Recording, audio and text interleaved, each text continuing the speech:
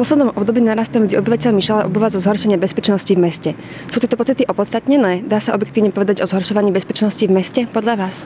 Tak ja si myslím, že táto situácia je stabilná a aj na základe štatistických výsledkov je porovnateľná aj s minulým rokom a vlastne aj s predminulým.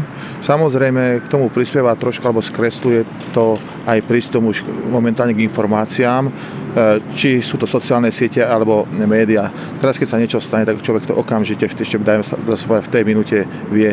A samozrejme, niektoré tie prípady sa nakoniec ani nepotvrdili, keď boli tí ľudia predvolaní, ale priamo o nejakom zhoršení sa hovoriť asi nedá. A takisto to dokazujú aj štatistiky ministerstva vnútra, kde okres Šala je hodnotená medzi najbezpečnejšími okresmi. Existujú nejaké objektívne ukazovatele, ktorými sa dá merať bezpečnosť v meste? Tak objektívne vlastne to sú tie štatistiky.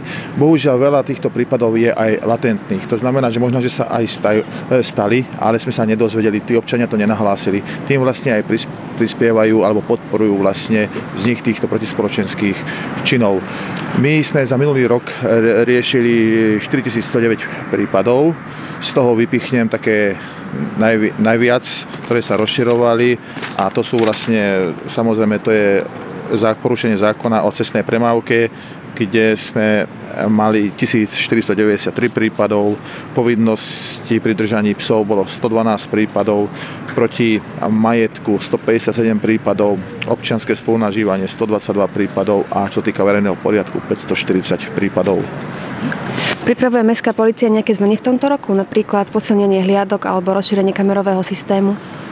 Tak posilnenie hliadok v rámci možností, samozrejme, tie hliadky vždy sa snažíme rozmiestniť na miestach, kde dochádza k páchaniu týchto protispoločenských činností, a takisto 4 policajti zase nedokážu pokryť celé mesto. Tak preto sme pristúpili aj k rozšíreniu kamerového systému a vďaka pomoci cez projekt ministerstva vnútra, stratégia prevencie, sme rozšírili minulý rok kamerový systém o 5 kamier, 3 otočné a 2 statické, ktoré sme sa snažili rozmiestniť do blízkosti škôl, kde v súčasnosti nám dochádza čoraz častejšie k obťažovaniu žiakov rôznymi skupinami ľudí, kde si chcú požičať peniaze alebo takisto požičiavajú si mobil alebo okradajú týchto žiakov.